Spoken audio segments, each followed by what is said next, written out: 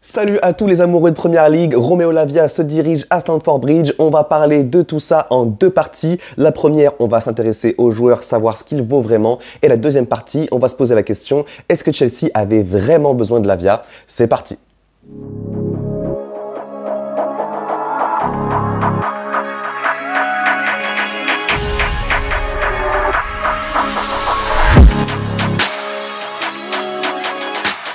Romeo Lavia, jeune belge de 19 ans, possède un énorme potentiel. C'est vraiment le terme qui définit parfaitement sa saison, sa première saison en Première Ligue avec Southampton. La saison passée, il a réussi à se montrer malgré une équipe de Southampton qui a beaucoup souffert, mais il n'a pas été incroyable non plus comme beaucoup de gens vont vouloir vous faire croire.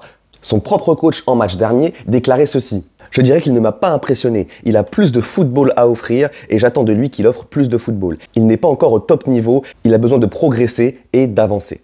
Mais sa hype n'est pas injustifiée pour autant. Qu'est-ce que ça veut dire? Qu'il a 19 ans en fait. Et ce qu'il a montré à 19 ans en PL, c'est de très belles promesses. Car même s'il a été globalement en souffrance dans une équipe qui a beaucoup souffert, il a aussi fait d'excellents matchs. Des matchs où tu te dis, mais waouh, un match comme ça à 19 ans? D'où le mot potentiel. Parce qu'il a aussi raté certains matchs où vraiment des erreurs d'intention, etc. Pour moi, comme l'a dit son coach, il n'est pas encore prêt, mais il y a des matchs où ouais, il a vraiment montré des choses très prometteuses. En termes de profil, Lavia, c'est Caicedo avec 2 ans de moins, pour moi. C'est-à-dire que Caicedo, c'est pas un milieu de terrain complet. C'est un très bon 6, excellent dans le rôle d'un 6 et tout ce que tu vas demander à un 6. Lavia, c'est pareil. Et qui dit excellent 6, dit résistant à la pression.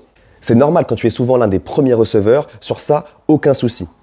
Il a également un bon jeu de passe court, pied droit, pied gauche, et ça c'est vraiment impressionnant pour un teenager. Par contre, il doit vraiment bosser sur son jeu long. À l'heure actuelle, c'est clairement pas une flèche qu'il a à son arc. Au niveau des passes progressives, j'ai vraiment du mal à me prononcer parce qu'il a des mauvais stats dans ce domaine, et quand tu le vois jouer, tu remarques qu'il tente beaucoup de passes très safe. Mais Southampton a tellement mal joué au football la saison passée que je suis pas sûr à 100% qu'il ne sache pas le faire, qu'il soit pas capable de le faire. C'est surtout qu'il est dans une équipe où c'était compliqué de le faire. À choisir, je dirais qu'il est capable de le faire dans une équipe qui joue mieux au football.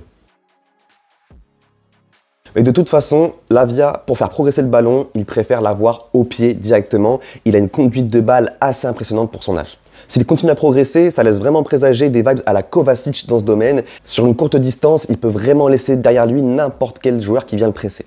Tout ça, c'est avec ballon. Mais la grosse force de Lavia, c'est sans ballon à la récupération.